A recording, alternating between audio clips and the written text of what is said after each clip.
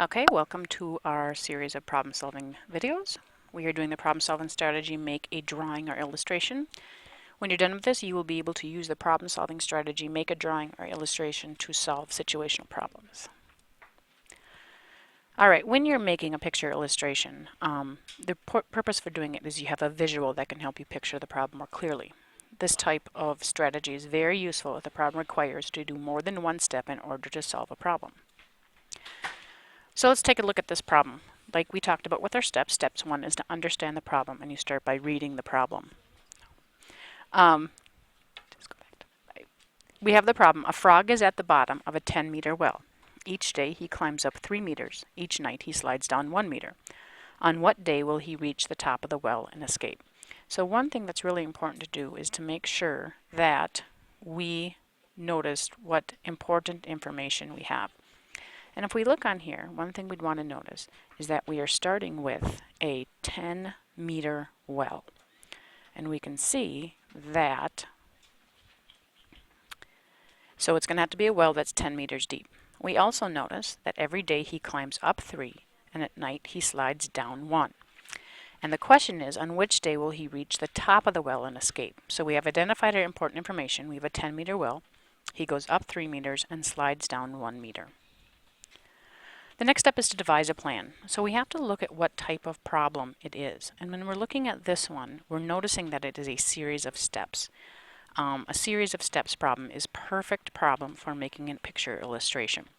We're also going to look for clue words that tell us whether we'll be adding, subtracting, multiplying, or dividing. And here we have going up and down, which indicates addition and subtraction. So this is a great problem for making an illustration. So let's take a look at an illustration that we could draw. Since the frog is at the bottom of a 10-meter well, I have a 10-meter deep well drawn here. And I labeled the side 10 meters, and I made a notch for every meter of my well. And then what I'm going to do is draw my picture. So if you notice here, that's not going to work that way.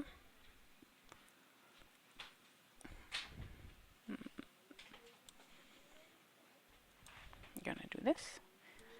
I have my frog at the bottom of my well. You can see him there. Every day he climbs up 3 meters, so I'm going to show going up 3, 1, 2, 3, and drop down 1, and that's the end of day 1. Then I'm going to go show my day 2. He climbs up 3, drops down 1, and that's the end of day 2. The next one goes up 3, drops down again, and I'm going to keep drawing each day that the frog goes up and down until I have him out on day 5. And so with my illustration, I can clearly see him going up and down in the series that it lists here, and I can track what he's doing.